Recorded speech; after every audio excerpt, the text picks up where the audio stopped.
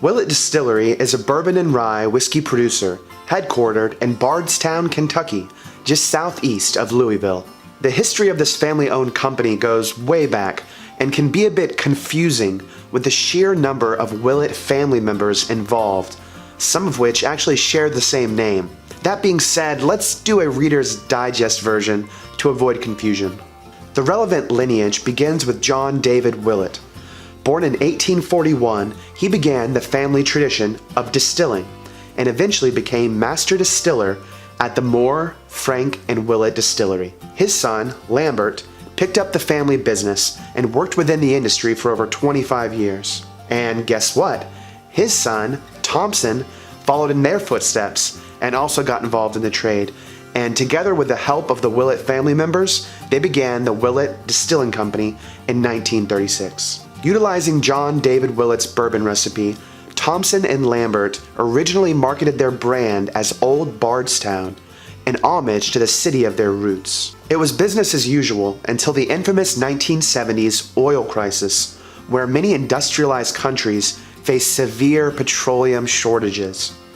And in a perhaps patriotic or opportunistic move, the company shifted from distilling whiskey into making ethanol for fuel. When fuel prices normalized though in the 80s, the company shut down. The revival came through Thompson Willett's son-in-law, Evan Colsbean, who purchased the company in 1984, renaming it Kentucky Bourbon Distillers. This company is very much alive today and owns a number of brands that have won several awards, including Noah's Mill, Rowan's Creek, and of course, Willett. Tasting notes for Willett Family Estate Rye include a brandied cherry nose with cinnamon and baking spices. The palate is full and robust with dark cherry, burnt vanilla, and layers of rye undertones. Let's give it a try.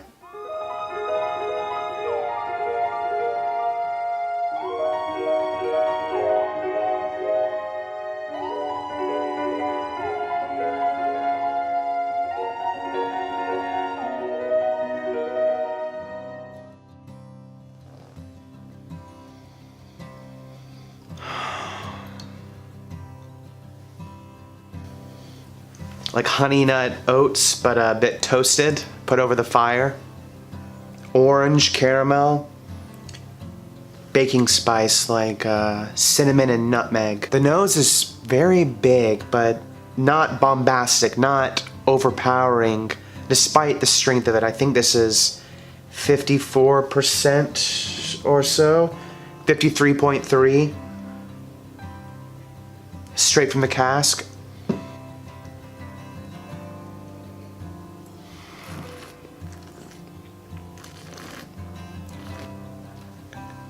This is so fucking good.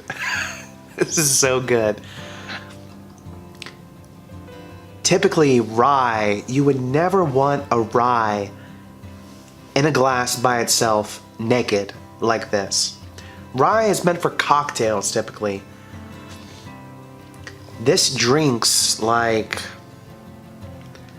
a limited release, once a year bottling. It's not once a year bottling, but it drinks like that to where it feels like a rare gem that you found in the mines of Tunisia.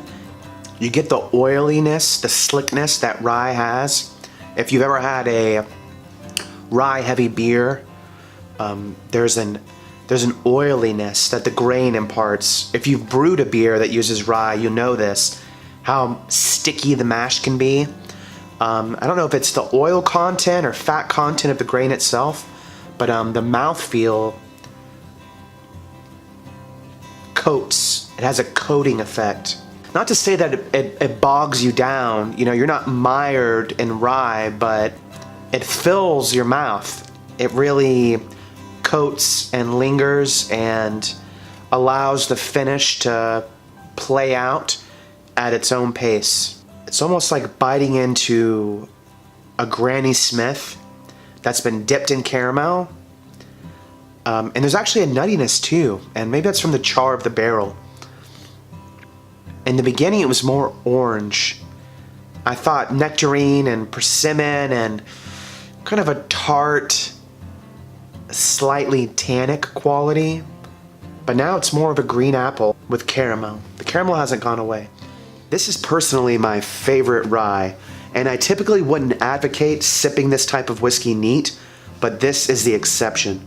It also is great in cocktails. The best old-fashioned that I've ever made used this rye whiskey in it, and I've made a lot of old-fashions. It's a bit expensive, it's hard to find, but if you can get it, I would definitely pick up a bottle. Thank you so much for watching. I appreciate it. If you enjoyed the video, please subscribe. If you have anything you want to add or remark, leave it in the comments below. Otherwise, I'll see you next week. Cheers.